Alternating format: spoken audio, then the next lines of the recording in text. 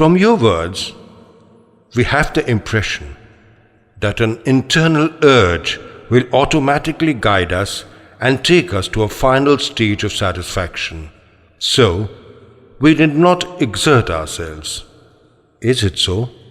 Prima facie, it is correct. High currents of water will drag on whatever is thrown thereon. When a sail is flown, the speed will increase. The speed will further increase if boatmen start racing too.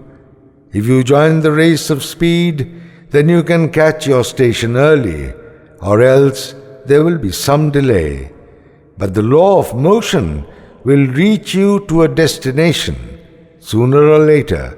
So either you wait for the tide, or take your own initiative. Can we identify and locate the obstacles toward achieving socialism, and how to remove them? A lot of misdeeds are taking place today in the name of religion, or education, or politics in the country. These are the main problems before us, blocking the way for socialism and the lessons of the Vedas to spread. Today, truth has been so much disfigured and damaged that people feel confused. People cannot adopt the line of truth. Untruth is the undoing for truth as such. Falsehood has captured the mind and faith of man.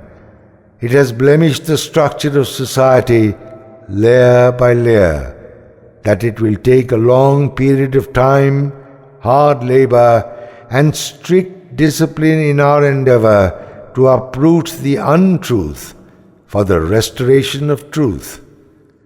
Men are now habituated with the spoilt shape and form of religion. They won't go for any resurrection, even if that could be placed before them as gift. If you venture telling some genuine truth, generally men won't be favorable in their reaction. Rather, a bitterness will be created. People in India are by nature very simple and unsuspecting. They are not alert enough to discern right from wrong, just from unjust. They simply go on. Protest they will never raise. As a result, coteries have been formed at ease all around. The time has come to strike at these coterie units. Much social benefit will be achieved if that can be done carefully. If we want to achieve socialism based on the Vedic tenets, we shall have to take up the following tasks. First, unmask the falsehood now being practiced in society in the name of religion. Second, expose the misdeed of self-interested groups and the damage done to religion by their activities. And third, to organize these disenchanted and awakened people and strike unitedly to dislodge and drive away the entrenched coterie holdings. I have been talking very often on these issues on many occasions. Still, I go on repeating, because I want that people should know the process of exploitation adopted in the name of religion almost on professional lines. Just as kidnappers deform little kids by unbearable crude and cruel methods and then utilize them to earn beggars' money for themselves, so also a class of self-interested religious professionals are making nonsense of the eternal lessons of the Vedic scriptures to suit their own ulterior objectives. Just like kidnappers of children, they catch hold of credulous people from here and there, alluring them in different ways, like shaving their heads and decorating their face and their nose with sandal paste. They give them some devout-like surnames, such as Sadhu, Guru, Avatar, Mataji, Babaji, and then send them out with begging bowls for collection of alms. In this way come up camps, shelters, ashrams, mandirs and the like to attract public attention so that in course of time they, each individually, could take upon themselves the sacred task of lessoning on the Vedas. In fact, it is all misinterpretation and polluting the holy classics. Gradually the truth and the authenticity get lost behind the useless versions. Camouflaging under misinterpretation of the Vedas, there came up diverse types of camps or ashrams, and the chieftains of each group proclaimed exclusive authority in their respective spheres. This resulted in mutual antagonism, dissension, and communalism. You won't find people addressing mine or yours in the original treatises of the Vedas. These are in plural and collective sense. Equality of rights was ensured to all. But misinterpretation and mal-propaganda gave birth to prejudice and superstition. People felt entrapped by such obnoxious elements. That is how the Vedas lost their original significance. Perversion was the effect of all that. The original muse of the Vedas suffered untold degradation at the hands of the self-proclaimed preachers and saints. The society lost its vital force so much that it won't be possible for them even to stand erect. That's what happens to birds if they are confined within a cage. Their wings lose free motion, crippling their easy flight in the open sky.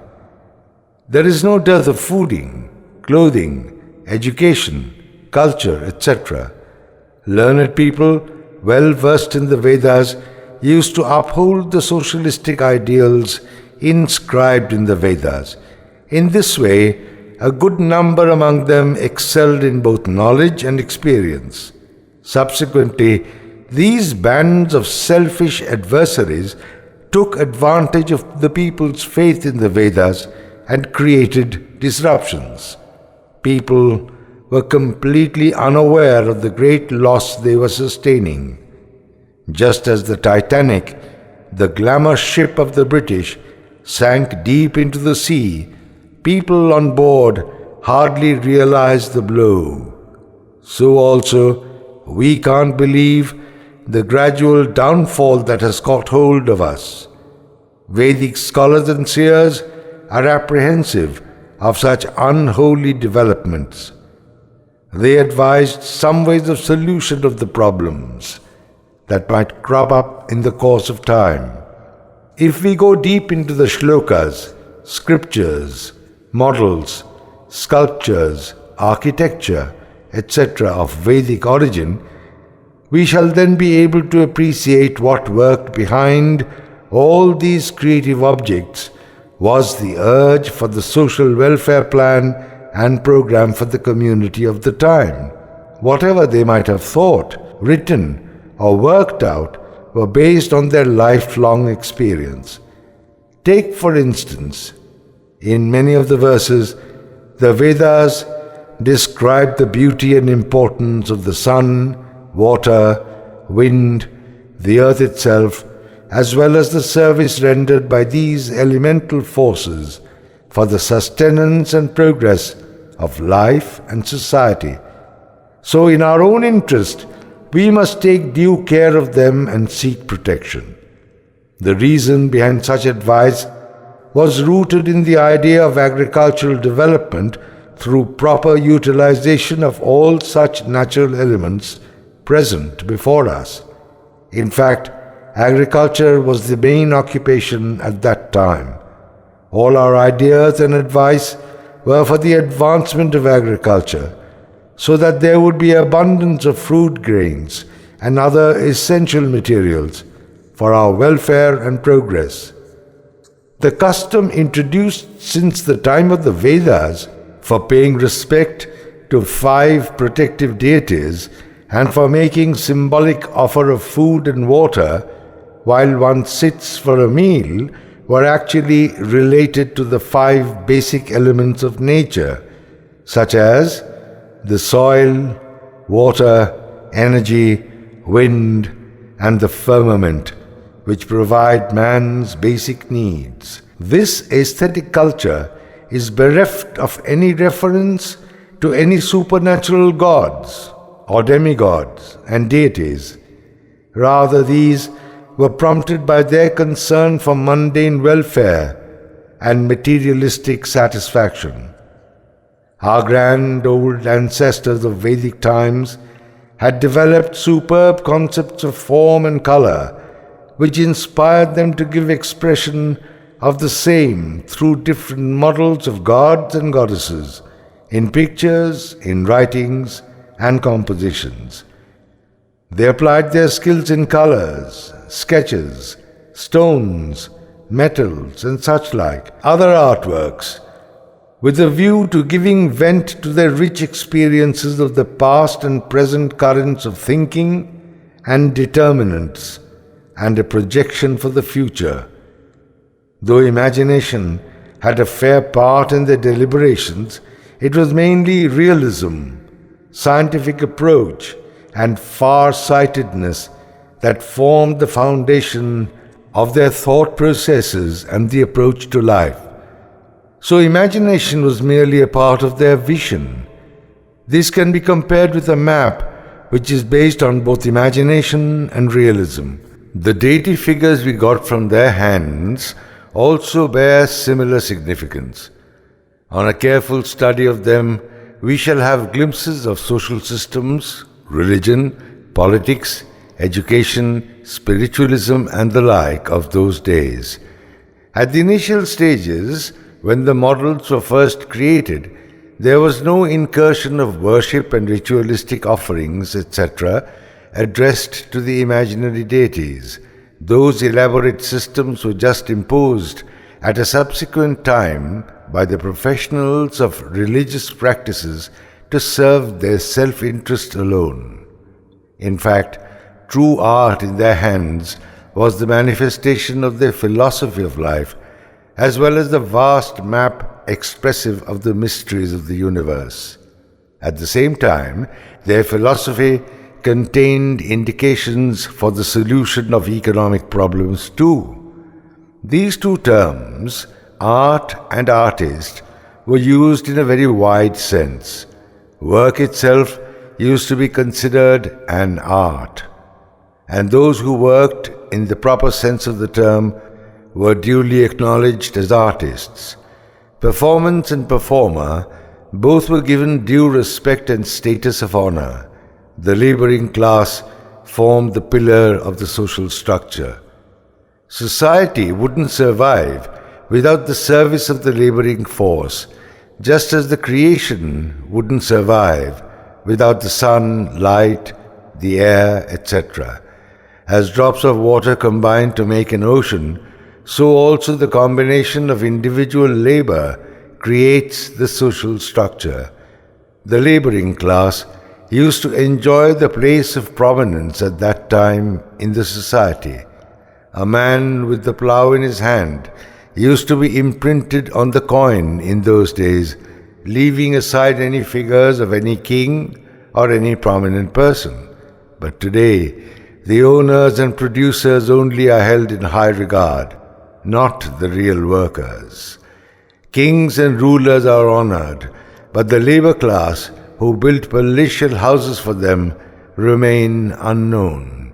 In the Vedic age, the picture was just the opposite. The laboring class, engaged in any kind of work, used to be given regard and acknowledgement. Just as industrial festivals are organized for public benefit, there was a system to organize competition for all categories of workers and craftsmen as a measure of encouragement and inspiration. Artists, craftsmen, and workers used to join with their productions, models, pictures and portraits, architectural items, and the like. Eatables also, sometimes cooked or prepared at the very site. Keeping in mind such annual occasions, all classes of workers used to devote themselves to produce all varieties of crops, fruits and vegetables, even items of textile and jewelry of good quality. Besides, artists were also up and doing with their music, dance, and varieties of artistic entertainment. In this way, there used to be the assemblage of diverse groups of creative working people with their produce for display. Though it was outwardly competition, in the real sense the spirit was of inspiration and encouragement. Such craft fairs used to be turned into a community gathering in the spirit of love and fraternity. Discussions were held to prescribe skill development and quality production. They used to share experience and expertise with each other. A common muse of unity used to flow, covering all who assembled at the fairs. The art of clay modeling of deities was encouraged, and in fact, they liked and loved their own products as idols, figurines of beauty as such, not more than that. Those were preserved and displayed lovingly in their respective households. The same is happening even today. People collect such articles as decorative artifacts for their habitat. In some cases, these are kept and displayed in a museum. Indirectly, the main purpose was to encourage and motivate all the art makers engaged in such productive work for their sustenance and economic benefit.